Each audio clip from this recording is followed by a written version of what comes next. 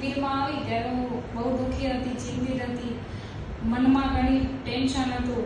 પણ અહીંયા આવ્યા પછી ગુરુજીનું એવું જ્ઞાન મળ્યું છે કે બધી ચિંતા દૂર થઈ ગઈ છે અને મસ્ત ખુશ થઈ ગઈ છું. હવે જીવનમાં કોઈ ટેન્શન નથી, જે છે એનો સ્વીકારવાનું, જે ગુરુજીએ જે કીધું છે એમાં હું ખૂબ જ ખુશ છું. અને હેમાબા જેમને આપણને યોગ કરતા શીખવાડ્યું, ઘણું બધું શીખવાડ્યું છે. આમ તો આપણને કે કેન્સરના રોગથી આપણને ન થાય એવા પણ આપણને કોઈ રોગ ના થાય, એ બધામાં ઘણું બધું આપણને શીખવાડ્યું છે.